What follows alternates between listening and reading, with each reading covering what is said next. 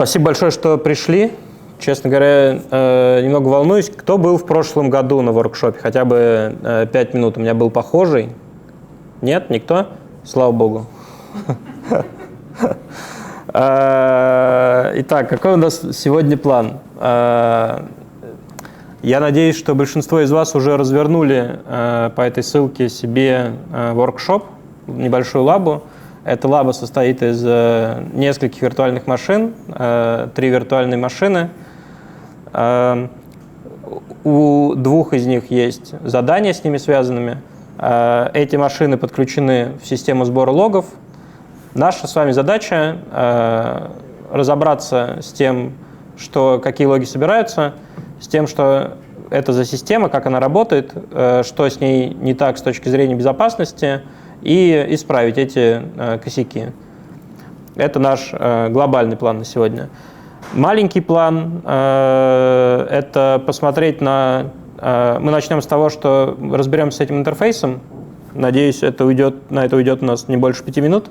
Потом мы перейдем в систему сбора логов, поищем в логах интересные штуки, посмотрим на то, какие логи собираются, посмотрим на то, как работать с эластиком, с кибаной. Может быть, даже напишем правило корреляционное. Поднимите руку, кто знает, что такое корреляционные правила в эластике. Так, ну не все. Вот, корреляционные правила – это… честно говоря, не знаю, как их назвать.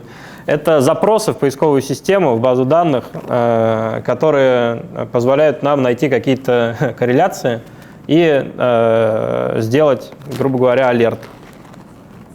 Вот.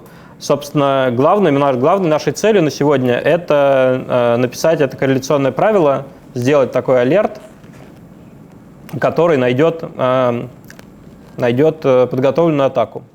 Давайте рассмотрим вот это вот подробнее. Вот здесь у нас небольшое описание лабораторной работы.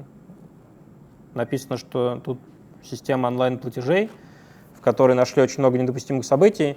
Разберемся с этим потом. Вот здесь у нас схема лабораторной работы. Мы видим, что у нас 3 виртуальные машины, база данных, балансировщик и веб-сервер. Все они подключены к эластику. В каждый из них можно зайти. Те, кто знакомы с командной строкой, могут нажать. Те, кто не знаком, тоже могут нажать на кнопку OpenSSH и провалиться в SSH-терминал, в машину. Некоторые задания будут требовать от вас сделать какие-то действия на виртуальной машине. Задания можно вот здесь прочитать. Всего у нас 4 задания. От заданий, связанных больше с разработкой, это передвинуть статические файлы, чтобы открывался сайт легче, до заданий, связанных с безопасностью. Это настроить базовую аутентификацию, удалить папку Git из сайта и найти атаку в эластике. Атаку я уже провел. Вот у меня сейчас, я надеюсь, запущено 2 стенда. Один у меня запущен стенд нетронутый, так сказать. На нем можно посмотреть, что у нас за система все-таки работает. Наша система представляет собой… или не представляет? Минутку. Наша система должна представлять собой сайт, на который, я надеюсь, у меня сейчас получится зайти. Вот, у меня получилось в него зайти. Это сайт с логинами, на котором можно залогиниться и что-то сделать. Что нужно сделать, я предлагаю разобраться вам, но чуть попозже я сам буду проходить этот воркшоп и рассказывать, что здесь происходит. Да. Логин-пейдж, который вы только что показали, это как раз и есть вот это? Да. Это, то есть, как вам попасть на свой логин-пейдж, скопировать вот один из этих айпишников, наверное, айпишник балансировщика, и перейти на него и посмотреть. Для того, чтобы было интереснее искать что-то, у нас есть флаги. Флаги — это вопросы, связанные с тем, что мы для вас развернули. Сколько пользователей есть вот на этом сайте, сколько, по какому пути находятся логи, какие есть урлы. Честно говоря, некоторые задания я буду делать так же, как и вы. Я не очень помню, как они делаются. В любом случае, это то, что у нас есть с точки зрения этого интерфейса. Таски. Чтобы проверить таск, нужно нажать на кнопку check. Чтобы сделать его, нужно нажать на кнопку solve. Ну, после кнопки solve нужно что-то руками будет сделать в консоли, чтобы выполнить таск. То есть, например, вот здесь включить базовую аутентификацию для URL админ. Нужно поправить конфиг Nginx в настоящей виртуальной машине и проверить, работает ли это у вас. Есть ли вопросы по вот этому? Нет? Тогда еще одно объявление сделаю и начнем проходить. Тому, кто, скажем, первый выполнит все задания, я подарю мерчевую футболку с мерчевыми значками. Футболка, может быть, не очень интересна, но значки, мне кажется, очень крутые. Светящиеся в темноте, прикольные значки. Для того, кто первый решит все задания и флаги найдет. Поэтому не стоит меня ждать.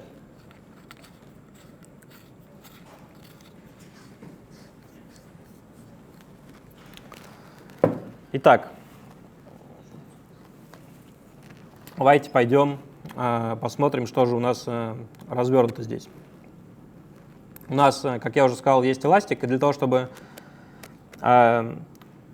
разобраться с тем, что работает, начать делать задания, лучше всего начать с эластика, посмотреть, что у нас за события происходит в системе. Вот мы только что смотрели на логин-пейдж, который работал, и я запустил одно задание, которое нельзя проверить дважды. То есть для того, чтобы второй раз проверить это задание, нужно перезапустить лабораторную работу. Кстати, если вы сделали что-то не так, важный момент, есть кнопка Recreate, можно на нее нажать, и после этого лаб перезапустится. Вы сможете что-то поделать в ней снова.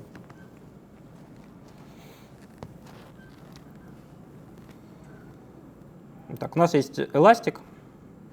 Поднимите руку, кто знает, что такое эластик, кто с ним работал вообще. Ага, ну супер, получается, вы лучше меня не слушаете. В эластик собираются данные с вот этих трех виртуальных машин. У нас есть несколько флагов, которые требуют от нас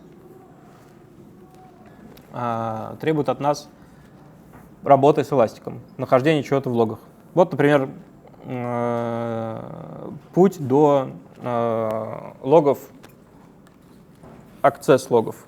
И этот task даже говорит нам, что можно найти этот access лог в индексе файл бита. Давайте попробуем. Собственно, что мы видим в эластике? Для тех, кто с ним не знаком. В эластик мы скидываем все данные с виртуальных машин. И эти данные бывают двух типов. Данные с низкого уровня системы — это старты процессов, исходящие, входящие сетевые соединения, и данные о логах. То есть это строчки из текстовых файлов, которые находятся где-то в системе, и эти строчки отправляются в наш эластик. Нам в эластике нужны только две вкладки на самом деле сейчас. Это вкладка Discover и вкладка Security Manage, на которой мы позже остановимся. На вкладке Discover мы видим логи. Вот сейчас мы видим логи аудита бита, и с ними очень сложно работать на самом деле. То есть непонятно, они хоть и хорошо распаршены, но вот то, что я вижу сейчас, кажется, мне тяжело ответить на это. Что я могу сделать для этого? Я могу воспользоваться вот этой вот панелькой и выбирать поля, которые мне интересны. Конкретно вот этот task, он спрашивает про access log, он говорит еще про файл bit-индекс такой, что это за файл bit. Я сказал, что мы собираем данные двух видов с низкого уровня системы. Мы собираем события audit-D, простите, и отправляем их через такую штуку, которая называется audit-bit, в Elastic. Эта штука, она собирает процессы, собирает сисколы. Давайте посмотрим вот на какое-нибудь случайное событие. Да, это какой-то сискол, который произошел у нас в системе, и наш агент отправил информацию в Elastic об этом. Честно говоря, все это тяжело парсить, потому что информация очень низкоуровневая, ее нужно на что-то смачить. Есть второй тип информации, которую мы собираем. Мы парсим логи и отправляем эти логи, парсим текстовые файлы и отправляем строчки из этих текстовых файлов в другой индекс, в индекс FileBit. И вот здесь, через эту панель справа, можем попробовать ответить на наш первый вопрос. Абсолютный путь до access лога. Кто знает, что такое access log? Так, ага. В общем, access log — это файл веб-сервера, который пишет, какие запросы были к этому веб-серверу. Что запрос был туда, запрос был сюда. Нам он сильно поможет в будущем. Но нужно найти путь к нему, чтобы суметь отфильтровать все события, все данные, которые из этого access log к нам пришли. Вот, давайте попробуем это найти.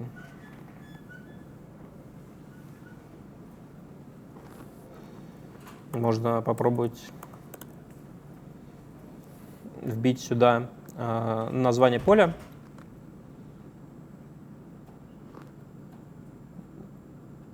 И увидеть вот access log Nginx. Как будто бы оно. Давайте посмотрим, что у нас здесь есть.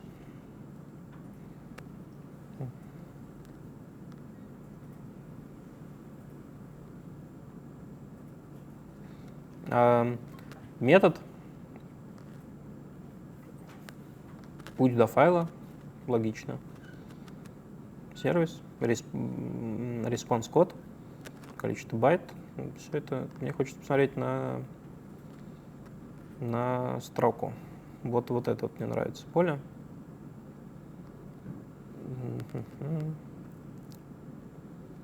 Давайте сделаем его и попробуем вбить наш первый ответ.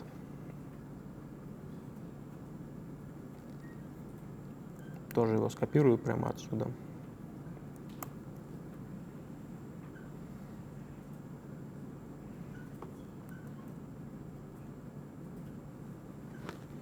Добавилось. Отлично. Получается, access log действительно находится по этому пути.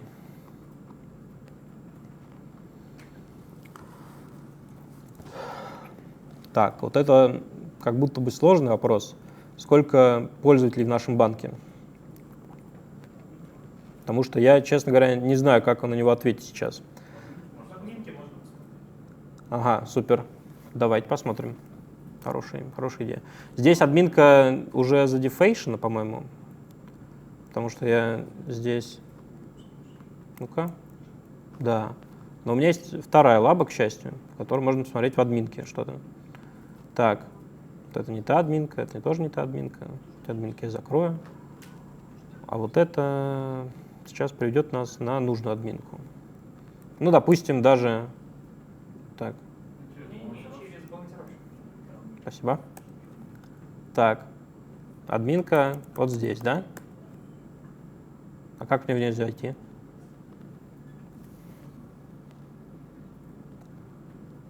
Через веб-сервер можете создать. Не, ну давайте не будем читерить пока что.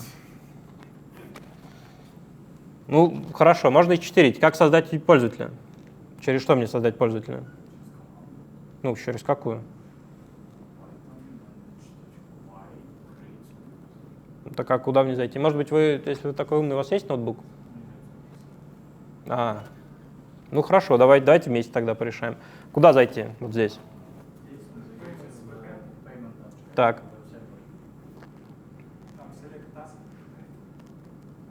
Так, что здесь? Здесь нужно найти будет папку с самим сервером и именно где находится основное приложение. Ну как это сделать, например? Через файл. LS сделайте, а там факт будет зайдете, да? Ой. Можно через логейк просто Processing lab. Так. Там есть manage.py. Пройди через него. Но здесь используется докер, так что, скорее всего, нужно иметь докер-файл. Докер-файл, наверное, надо добавить команду, manage.py через паспорт. Блин, хорошо. На самом деле можно проще. Не нужно менять докер-файл, можно в докер-контейнер провалиться. Так, мне кажется, мы слишком быстро здесь ускорились. Что мы сделали сейчас? Мы пытаемся узнать, сколько всего существует пользователей, что у нас вообще за сайт. Для этого пройти в админку этого сайта. Мы сейчас провалились в консоль сервера, на котором этот сайт работает, и пытаемся создать там пользователя для себя. Вот. Мы узнали, что сервер работает в контейнере, то есть наша первоначальная идея была в том, что после мы загуглили, это оказалось Django приложение. В Django приложении можно создать пользователя через вот такую команду. Но она не работает у нас почему-то. Можно же просто регистрацию пройти и попасть. Там нет регистрации. То есть для этого нужно Можем, кстати, совершенно забыли о том, что нужно с сервером-то поработать. Что у нас вообще за система есть? Я что-то сразу провалился в логи и забыл, что у нас есть вот какая-то Google World Bank, в котором можно, наверное, создавать инвойсы и эти инвойсы оплачивать. Но все скрыто за логином, и, честно говоря, регистрации никакой не видно. И пользователя тоже никакого нет, вроде бы. То есть можно посмотреть здесь, мы даем... кстати, как будто бы мы шли очень сложным путем, да? Здесь админ вот этот, да? Иван the... Так, давайте попробуем. Мне кажется, давайте здесь даже попробуем. Админов везде будет.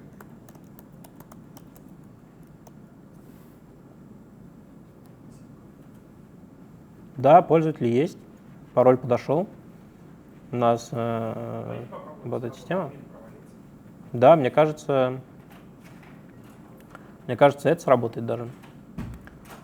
Давайте попробуем.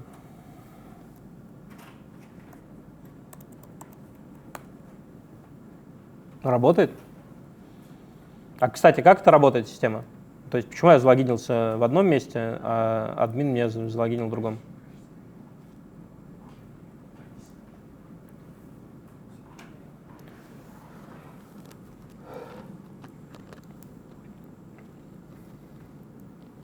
Работает она на куклах. Но, кстати, мне не нравится, как она выглядит.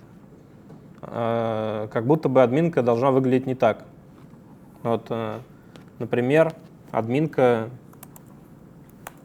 DevBox, где я работаю, выглядит вот так. А эта админка выглядит не так. Ну, в смысле, некрасиво. И что самое плохое, не то, что некрасиво, с ней сложно очень работать. Тяжело, непонятно, что происходит. Можно какую-то информацию вычленить, но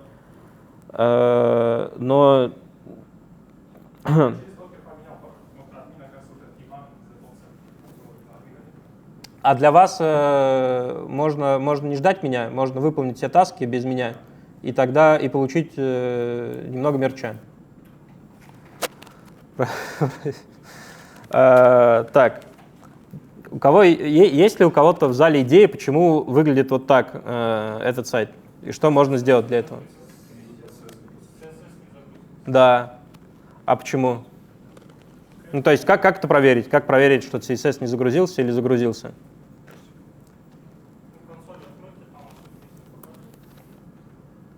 Так, я открыл консоль.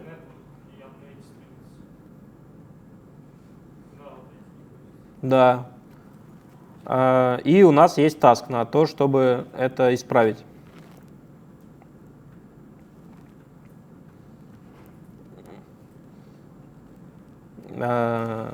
Собственно, таск заключается в том, что нужно как-то статические файлы заставить наш балансировщик отдавать статические файлы. То есть у нас вот есть проблема, она в том, что сервер, который отдает эту страницу, он не отдает нам нужные файлы, которые мы хотим от него получить, чтобы эту страницу красиво отобразить.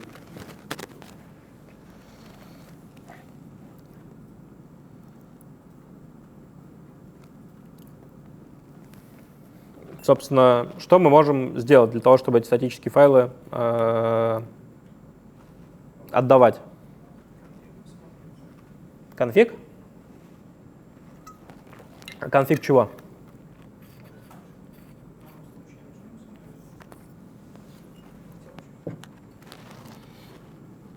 Давайте посмотрим.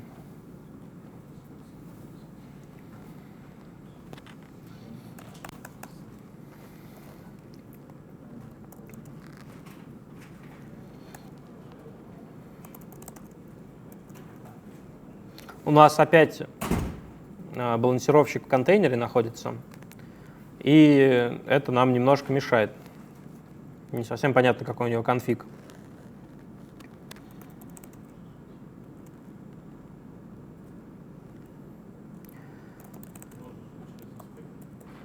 Инспект? Давайте посмотрим через инспект. Так. А что нам нужно в инспекте узнать? А где он будет в инспекте?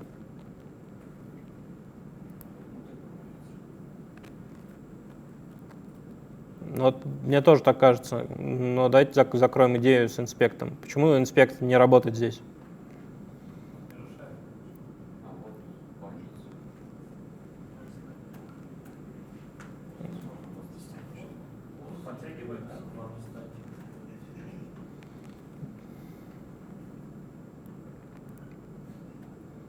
То есть давайте попробуем посмотреть. Честно говоря, не очень хорошо помню, как это работает. Но мы увидели, что к докеру замаунчен, то есть замаунчен файл, вот этот. И, возможно, ну, скорее всего, это и есть конфиг. Вопрос только в том, если мы его поменяем, то поменяется ли конфиг в контейнере. По-моему, поменяется, но не уверен. Вот это конфиг наш. Как будто бы все с конфигом хорошо. Он отдает нам статические файлы, отдает их из папки var.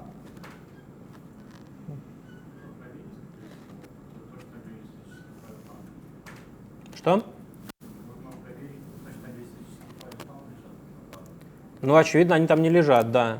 А нужно как-то их туда положить.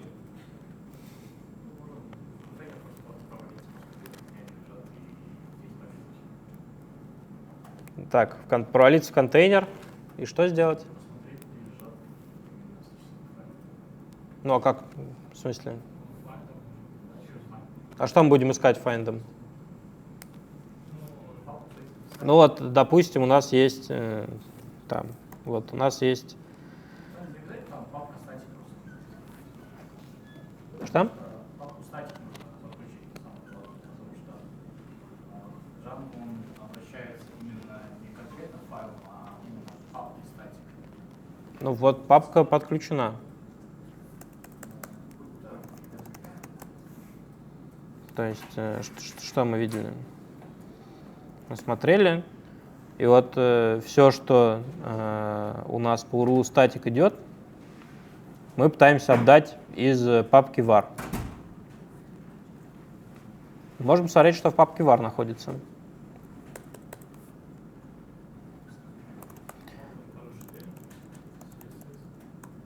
Что?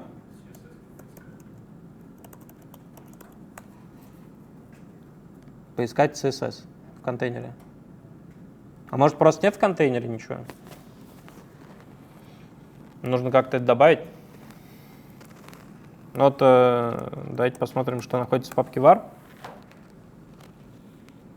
Даже var статик нам нужен.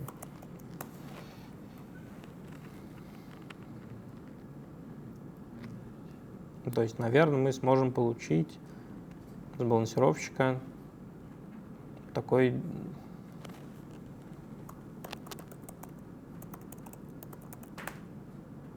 нет. Var static.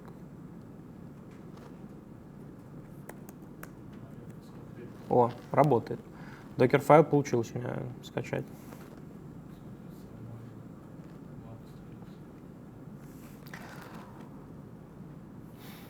В чем вообще проблема сейчас? У нас нет статических файлов. Это опять из-за этого вот эта страница, пользоваться ей тяжело, некрасивая. Мы хотим это исправить. Мы узнали, что вот это приложение работает на Django.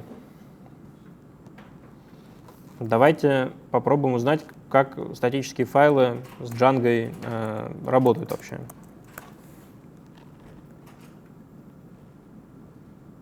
Ну, то есть, какой наш путь был? Мы увидели, что статические файлы не отдаются, из-за этого у нас приложение плохо работает.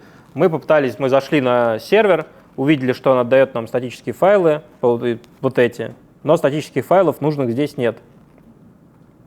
Нам нужно откуда-то их взять. Откуда их взять, не очень понятно, поэтому идем гуглить. Да.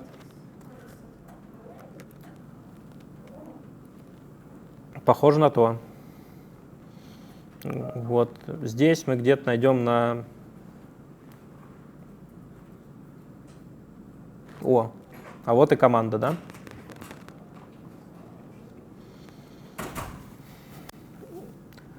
Но перед тем, как выполнить эту команду, нужно заполнить вот эту переменную, которая скажет нам, куда, собственно, файлы загружать. И все усложняется тем, что все это дело работает у нас в контейнере. То есть нам эти файлы нужно не только собрать, нам их нужно как-то в контейнер положить. Для этого мы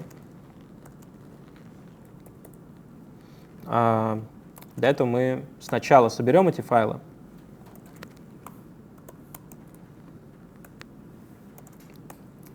а потом попытаемся их в контейнер положить.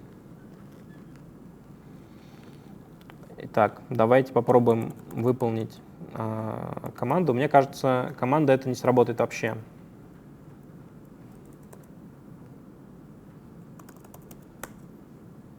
Да. Что мы можем сделать? Ну, контейнер с балансировщиком. Давайте попробуем. Почему бы нет?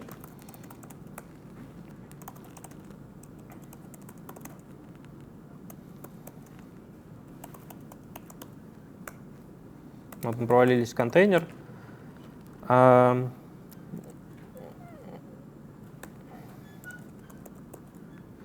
И в контейнере нашли папку с, собственно, с приложением.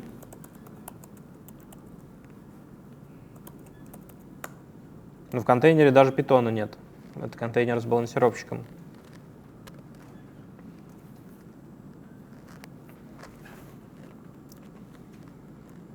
Вообще, вариантов, как всегда, много. Мы можем действительно запустить эту команду на другом сервере с правильным приложением. Мы можем... Но тогда нам нужно будет передать эти файлы как-то с одного сервера на другой. Честно говоря, не очень хочу с этим заморачиваться, поэтому я запущу эту команду прямо вот здесь.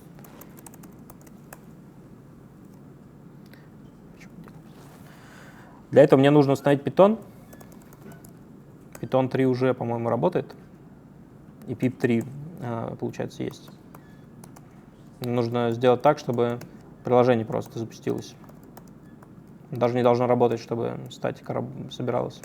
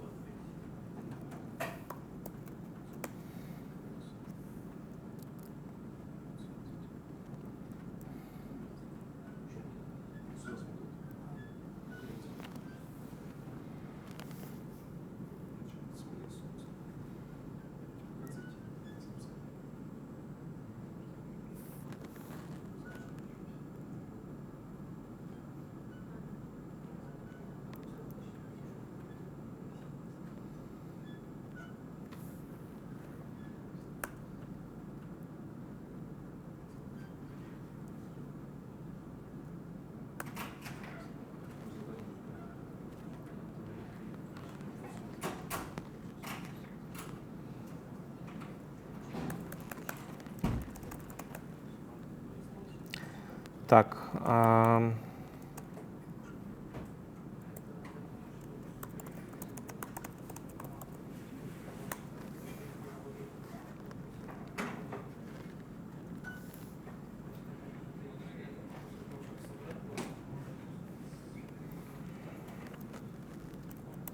Вот сейчас мы попробуем собрать, наконец,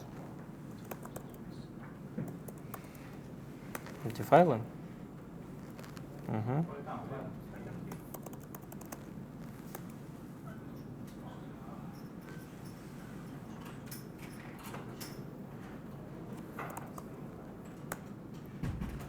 Ага.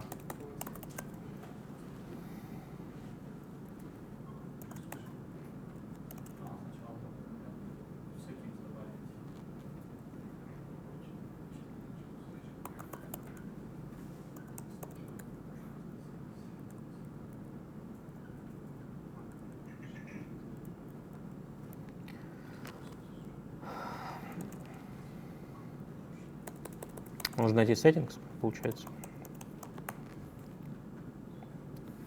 Здесь.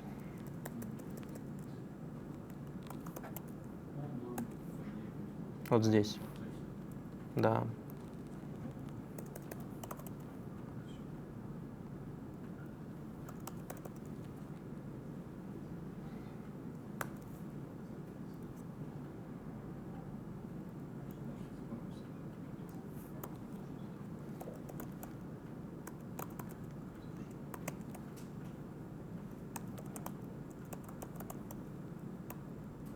Извините, как на сайт самого банка зайти? А там, смотрите, вот здесь есть балансировщик. Ну, есть два варианта на самом деле. Вот есть балансировщик, скопировать его IP-шник и вставить сюда. Вот это уже после атаки произойдет. С атакой тоже нужно будет потом разобраться. Либо же узнать, куда балансировщик балансирует трафик, и зайти туда. Это будет по вот этому IP-шнику, Payments Backend, но по другому порту.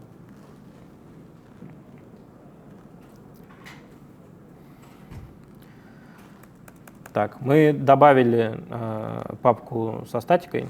Я понимаю, это скучно сейчас, но я надеюсь, мы разгонимся чуть позже. Так, и второй раз пробуем файлы создать. Ага, отлично. У нас получилось создать статические файлы. Сейчас. И тут я честно признаюсь, что я посмотрю в подсказку, которую я себе чуть попозже написал. Нет, не там. Не посмотрю, получается. нам нужно эти файлы скопировать в контейнер с Nginx. Nginx, как мы узнали, отдает статические файлы из var static. То есть это можно узнать,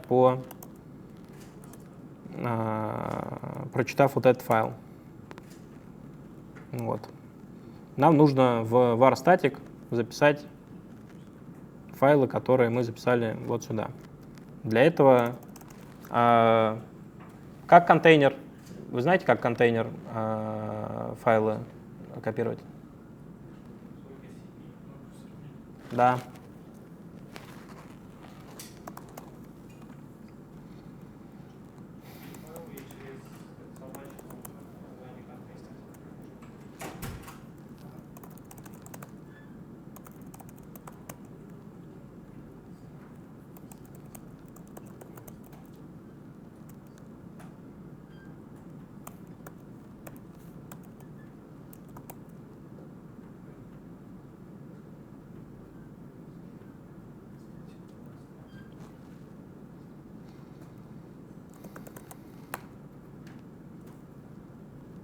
Проверим, что скопировалось правильно.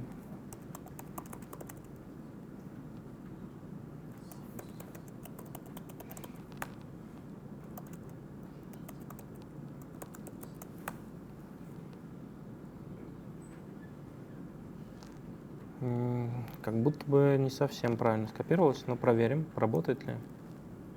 Нет, не работает. Попробуем скопировать по-другому.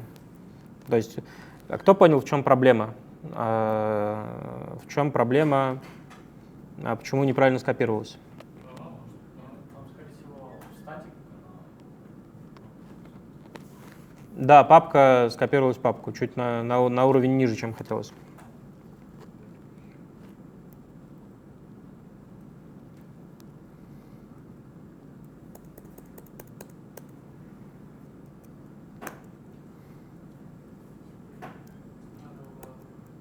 О, у нас заработало.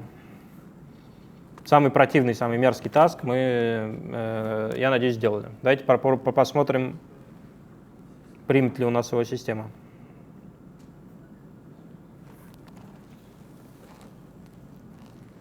Честно говоря, очень надеюсь, что примет. О, приняла. Супер. И так нужно сделать с остальными тасками. Остальные таски уже про безопасность. Но пока я решал таск со статикой, я забыл, что мы начали с того, что нам нужно было пользователей, узнать, сколько пользователей у нас всего на сайте. Теперь можно красиво посмотреть, сколько их всего. У нас всего 12 пользователей.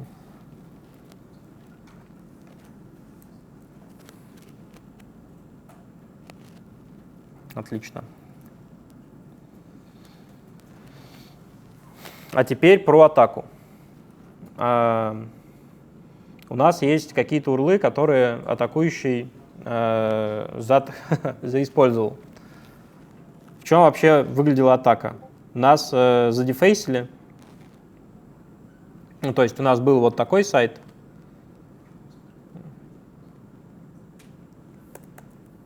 Ну что ж такое?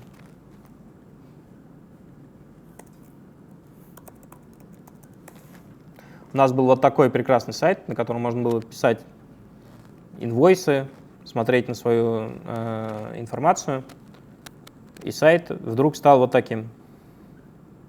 Более того, как будто бы даже говорят, что данные потерли. И мне кажется, они не врут. Вот, нам нужно разобраться, а что же все же произошло. Для этого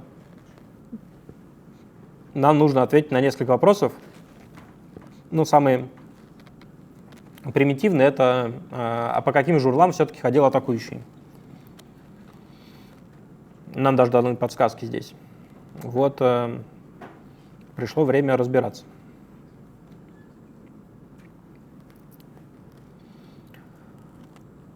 Мы в самом начале нашего воркшопа говорили про файл bit и про логи веб-сервера. Вот сейчас мы на них посмотрим, что же все-таки куда кто ходил.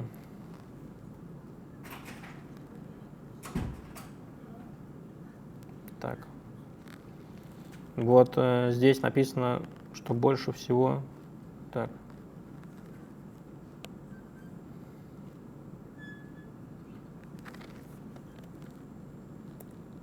Что я делаю? Я увеличиваю окно поиска в Эластике.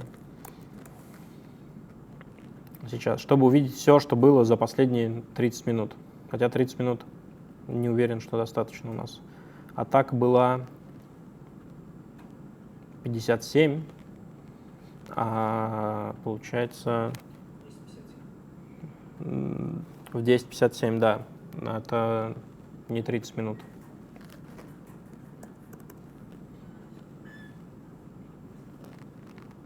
Вот, как раз 58, 11:05, 11:06.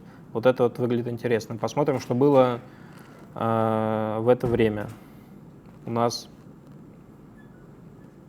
ходили по статике. О, static.key.pub. Какой-то нехороший файл. А что вообще у нас раздается или раздавалось? То есть мы смотрели на статику, но если и даже что-то сделали со статикой, да? Мы сделали сейчас файлы туда дополнительно загрузили, но когда я это делал, я не посмотрел, и, честно говоря, даже забыл посмотреть на то, какие файлы-то раздаются там. Вот опять мы в Nginx нашем. И мы сейчас провалимся в контейнер.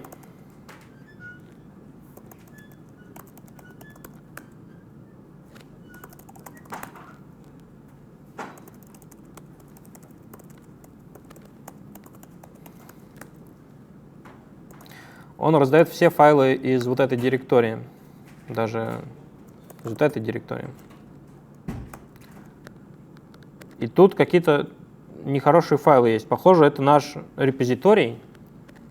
Ну, это выглядит как репозиторий. Тут докер-файл, readme и какие-то ключи еще. И пока мы разбирались со статическими файлами, я не посмотрел на то, что мы вообще-то отдаем, не просто не отдаем нужные статические файлы, мы еще и отдаем ненужные статические файлы.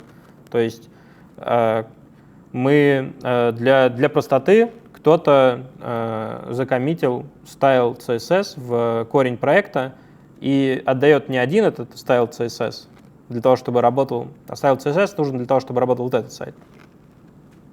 Он отдает вообще весь проект, в котором есть readme. Кстати, давайте почитаем его.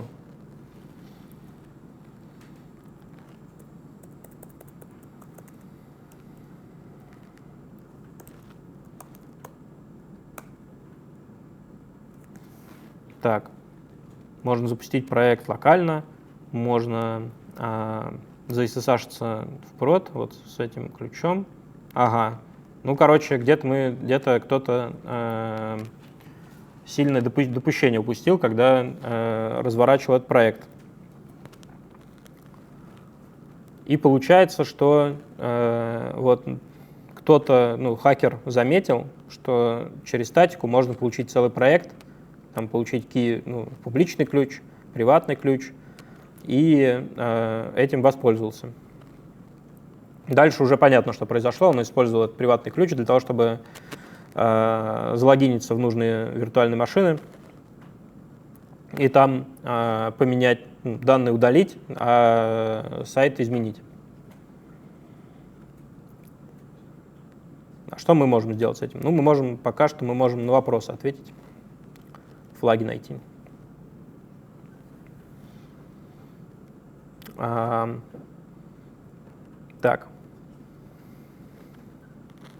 Так, URL, который отдает секреты.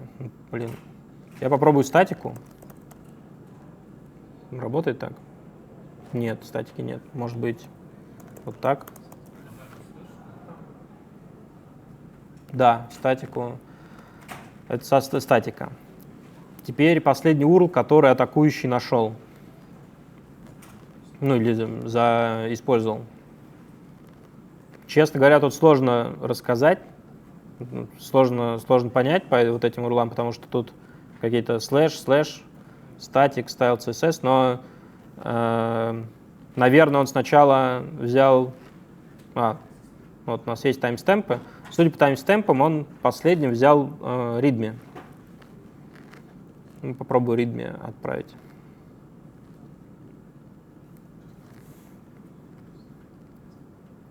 Да, получается readme. И вот еще один флаг — это git remote. У меня, к сожалению, здесь поехала верстка, простите меня. Давайте прочитаем его вот так.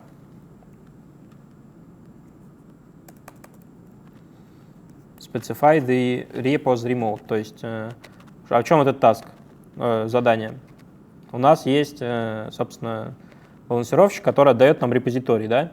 А что такое репозиторий? Репозиторий — это обычно не просто гид с коммитами, это еще и место, куда эти коммиты нужно отправлять. То есть давайте найдем этот remote. Опять мы идем в Nginx. Можно, кстати, без консоли это сделать. Кстати, а как это без консоли сделать, знаете кто-нибудь?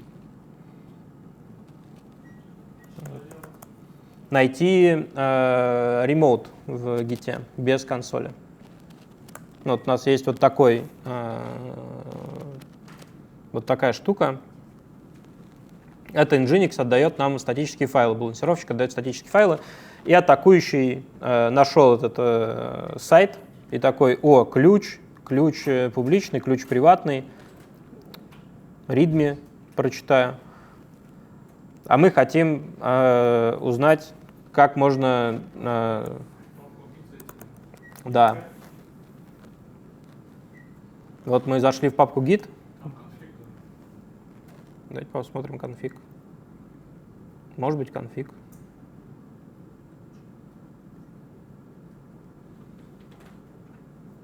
Так. Минутку.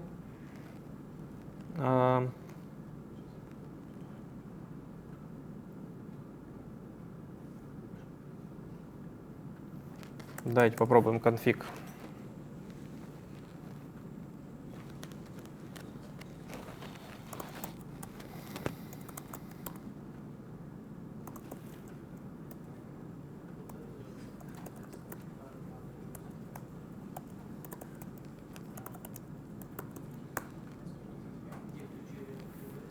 Да, похоже на то. В конфиге можно ремоут получить.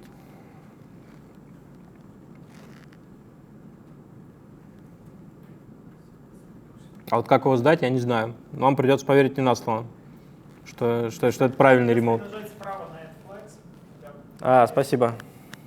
Спасибо.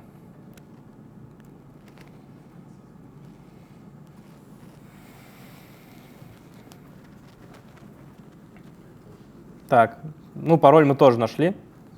Он тест password назывался.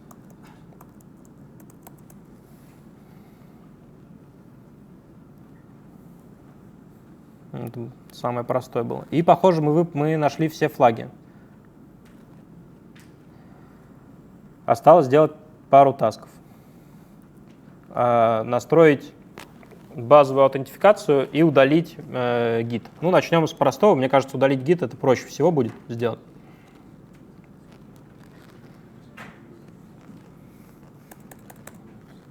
Опять мы провалимся в этот балансировщик.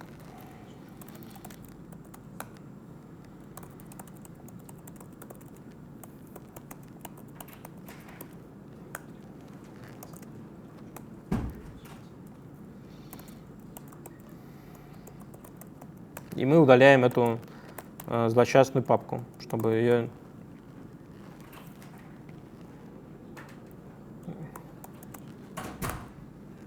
больше не было. Так, давайте сами проверим, получилось ли у нас удалить гид. Да, вроде нет. Проверим task.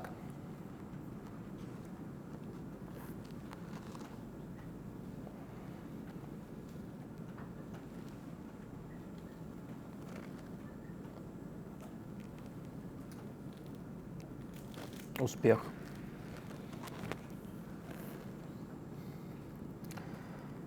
И осталось настроить базовую аутентификацию для админов, ну, для вот этого урла. Ну, просто потому что хорошо бы еще, чтобы балансировщик не пускал туда, чтобы нельзя было забрутфорсить, например. Или чтобы на балансировщике вообще отключить этот URL. И потом, самое интересное, это найти, собственно, не просто найти атаку в логах, а попытаться в автоматическом режиме эту атаку задетектировать.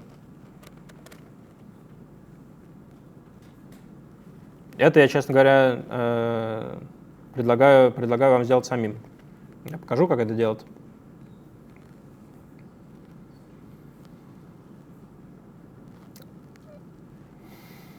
Насчет базовой аутентификации.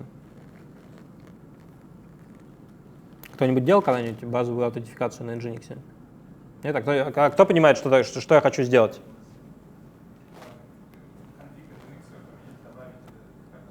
Ну, а как это для пользователя будет выглядеть?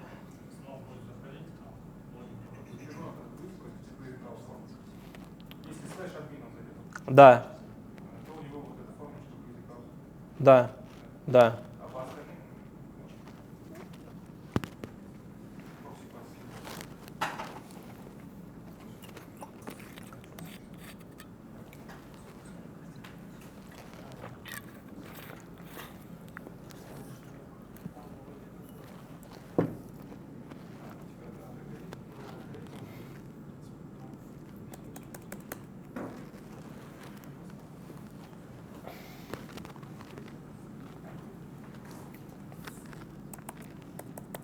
Для этого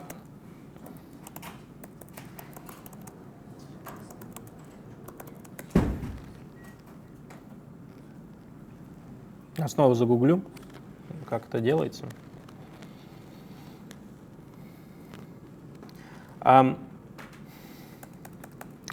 Что я хочу сделать? Я на всякий случай расскажу для всех. Я хочу, чтобы когда пользователь заходит на вот такой адрес на моем сайте, он не видел вот эту админки, он не видел там ни логин страницы в этой админке, чтобы у него сразу всплыло окошко, спрашивающее логин и пароль. Для чего я это хочу сделать? Для того, чтобы у меня был еще один механизм безопасности, и для того, чтобы я мог это отключить. То есть, чтобы отключить доступ в админ-страницу, используя балансировщик, я смогу просто закомментировать нужный URL либо на балансировщике, либо изменить файл с паролями так, что будет какой-то невообразимый пароль, самый случайный, который я сам не знаю. Для этого нам нужно изменить конфиг Nginx и сделать файл с паролями. Собственно, файл с паролями мы делаем вот так.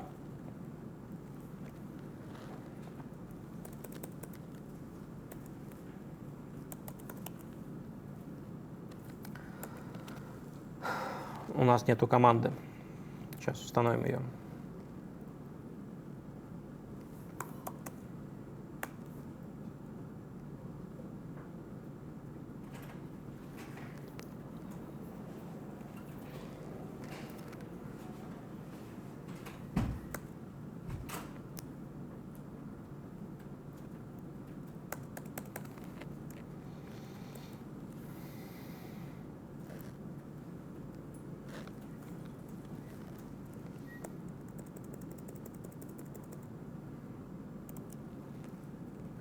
Да. Я потом расскажу, давайте я после воркшопа расскажу.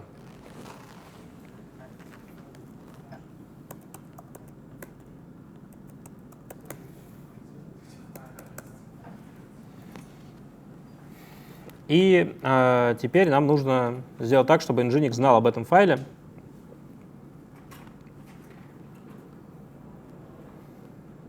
И настроить еще и, как они называются, роуты, наверное, на нем. Собственно, что мы делаем? мы копируем этот файл в контейнер.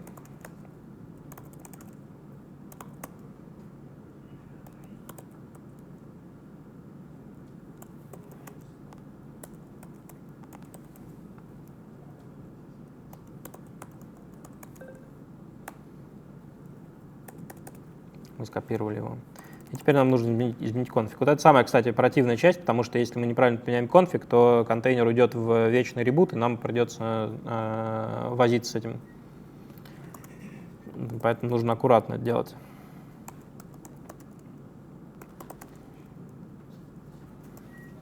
Ну, то есть я предлагаю вам попробовать самим неправильно поменять конфиг в ваших лабах и посмотреть, удастся ли вам поменять этот конфиг в контейнере потом.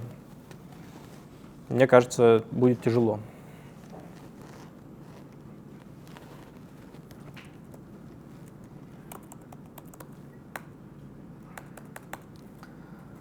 Так, у нас есть файл.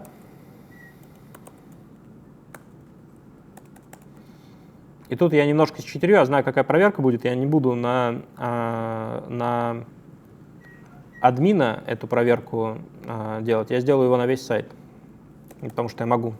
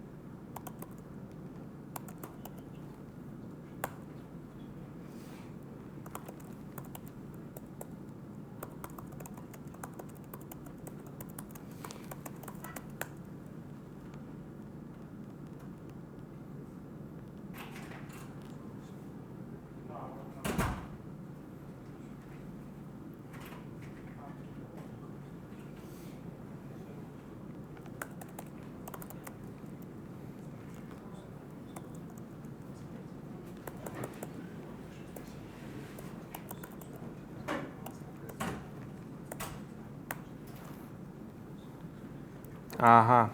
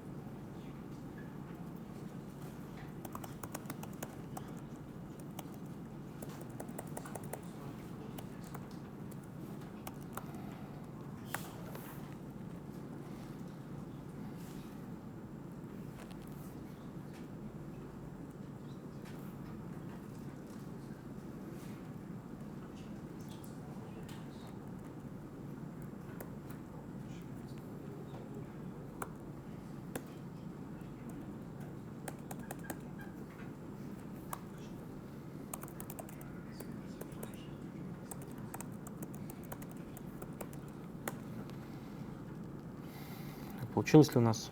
У нас получилось сделать базовую аутентификацию. Вот это то, что я хотел сделать, чтобы у нас был дополнительный уровень, так сказать, защиты.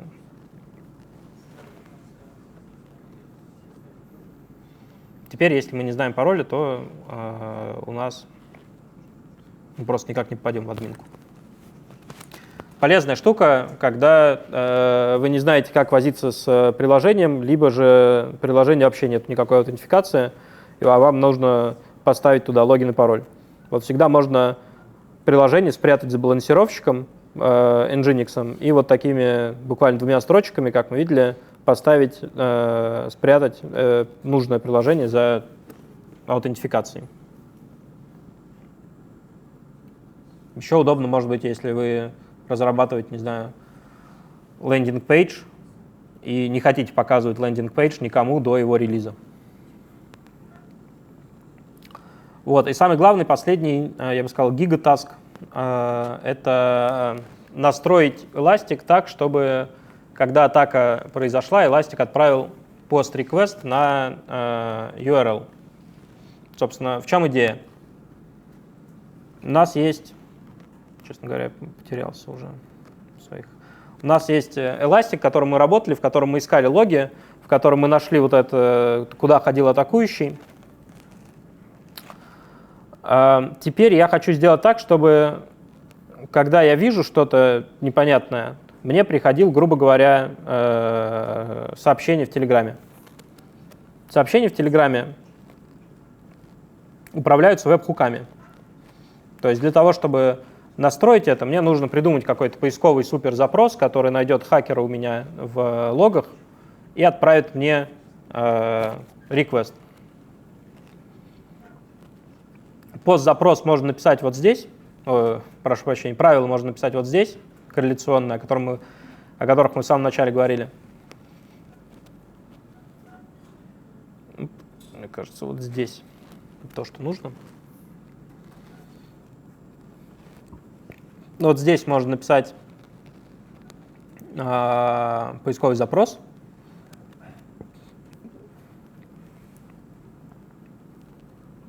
Не знаю, скажем вот так.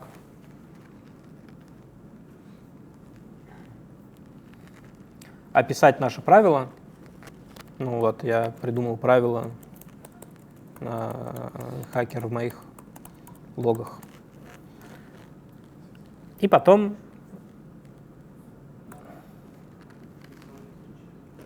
сказать, как часто запускать этот поисковый запрос и как часто, как он часто будет проверять, что хакер есть в логах. И потом я хочу сообщение в Teams, Slack, куда угодно. В Telegram это будет веб-хук.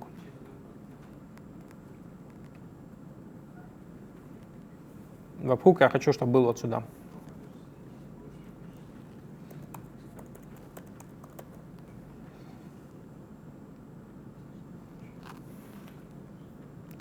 Вот так у нас будет работать правило. Я предлагаю вам самим написать правила в ваших лабораторных работах. Самим попытаться сделать так, чтобы вот этот таск у вас прошел. Для этого вам нужно придумать поисковый запрос, который найдет хакера, который пытается в вашем Git-репозитории найти публичный и приватный ключ. Вот, у нас осталось примерно 35 минут.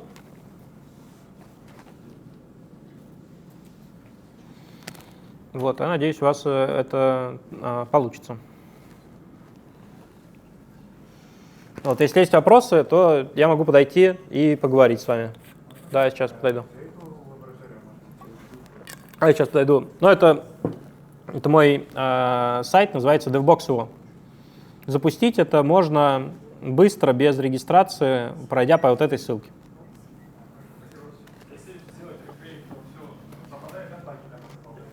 Нет, баги не пропадут. Я знаю, что вы сдали. Если сделать recreate, то там может из интерфейса поинты сброситься, но они не сбросятся на самом деле. И что самое главное, recreate просто перезапустит вам инфру, что вы сможете, если вы поломали что-то, на новой инфре это попытаться починить. У меня вот этого ETC статик не было, я его сам создал, да? Или он должен был быть? А чего не было? ETC статик. ETC статик? Я не помню, а что это за таск? Ну вот это статик. А, со статиком? Да, это нужно было самому создать. Да, нужно было разобраться, как работает этот Django сбор статики и создать статику самому. Имеется в виду, вот эту папку ETC статик самому создать? А папку он сам создаст, то есть вроде бы. Ну, у меня сам создал вот только что.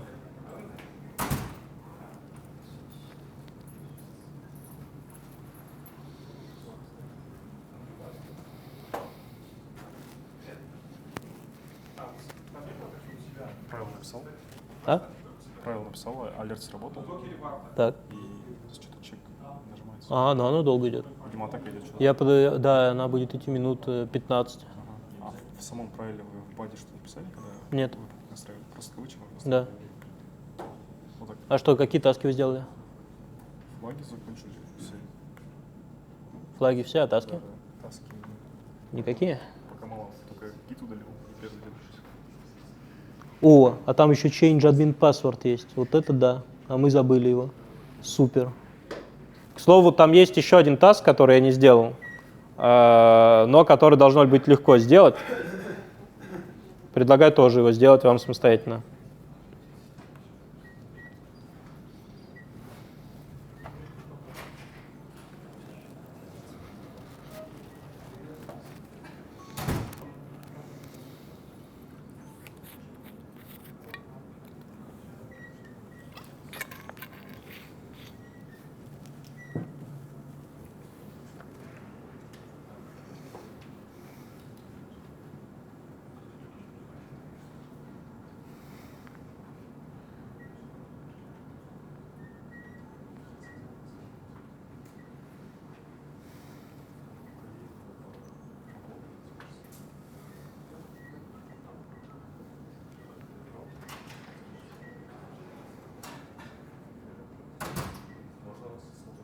А?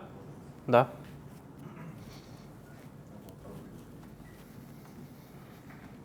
Получается, это первый таск. Сейчас, смотрите, у вас просто все разворачивается, вам нужно подождать, она минут 6 будет разворачиваться, и тогда можно будет выполнять. Таск. Вот это самый верхний, он самый сложный, я предлагаю. Да, наверное, с этого начать надо. Он тоже сложноватый. Вот Basic House, который мы только что сделали, Remove Git самый легкий, Change Admin Password тоже легкий, если знать как. После этого уже название. Что? И флаги это тоже как дополнительное задание. Что? Флаги дополнительное задание, да, тоже. Ну, хороший вопрос. Да такие же, как таски. Вот, мы все флаги нашли. А вы тут Нет, имеется недавно в виду- пришли, да? Да, недавно пришел. Вот вам интересно будет получается. Получается, с флаг начать надо, да? Да, лучше всего с флагов, да. Надо подождать пока это. Да. Сейчас. Что? Запустить. О! Ага. Что у вас 400? Ну, покажите там этот.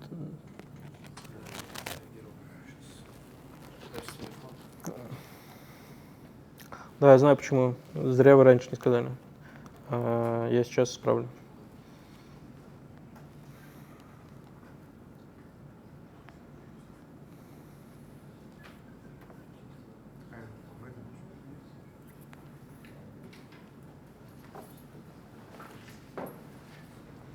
А попробуйте сейчас нажать. А я только заметил, мы тут недавно пришли. Ага.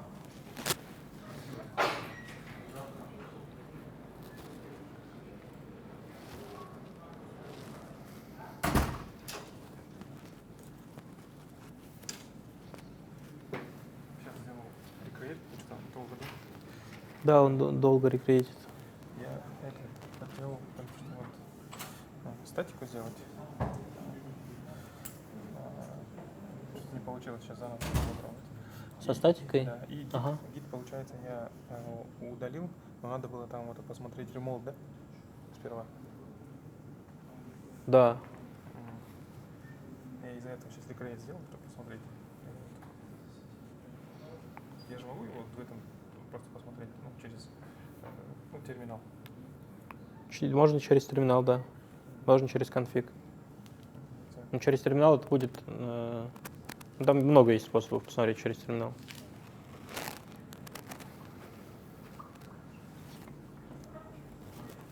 Вы быстро сдались. А вот где лежит пароль от логин паспорт? Вот от этого банка. А это нужно самому найти. Это на самом деле. А мы нашли даже его вначале. Docker Compose сидим барон, да. Там на самом деле это смешно было, мы нашли его в этом. Вот здесь можно найти, в инфо. А почему вы сдались? Можно у вас узнать? Да я что-то вначале провтыкал пару моментов, пока, ну, типа, несколько этапов очень-очень быстро шли, вот, и я потом просто отстал и решил, что буду просто смотреть на то, что вы делаете, чем пытаться как-то вас догнать и пропустить то, что будете делать дальше, в итоге не сделать то, что я делал до этого, и не увидеть то, что вы будете делать дальше. Вот, поэтому.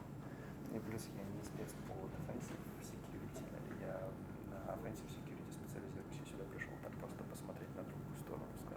Мгм. Вот, мне было интересно посмотреть на то, как, собственно, инциденты детектятся. Я просто студент, вот, учусь не в Казахстане, а в Германии.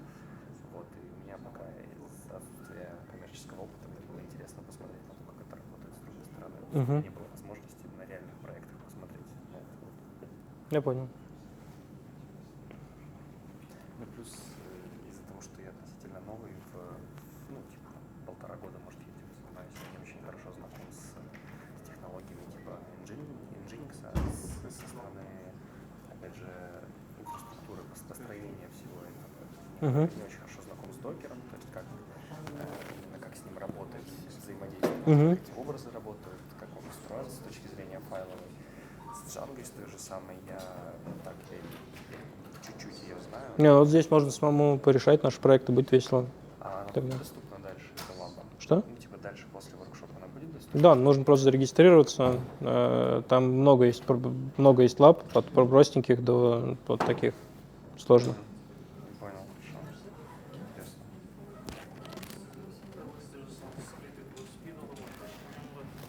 У вас редеплойнулось? Да, находится. Фух, я очень волнуюсь из-за этого, честно говоря. Ой. А нельзя, да? Это прямо через свой терминал туда залогиниться? На самом деле, если желание есть большое, то можно. Ну, что можно сделать? Первое, что приходит на ум, можно свой публичный ключ скопировать и в authorized keys. Так, это сладкий. А сколько у вас тасков уже сделано? 2. Он поинты даже правильно дает. Вот это да. Это вот это, да?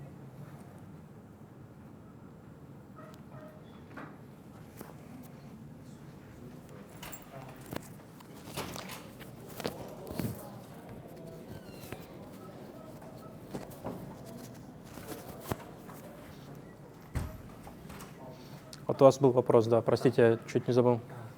Получается, я вот позже пришел, Да. хотел понять суть лапки. У нас есть Postgres, эти серваки развернуты, Да, и наша задача решить эти таски. да. Вот, например, я дома же могу же продолжить, да? Да, в принципе, да. В принципе, да. Вы не закроете? Нет, ну вот я закрою эти лабы, но можно зайти к нам и зарегистрироваться и прорешать. На DevBox. DevBox его, да. Нужно зарегистрироваться, потом можно решать, да? Да, да. Хорошо. Просто если деплоится еще.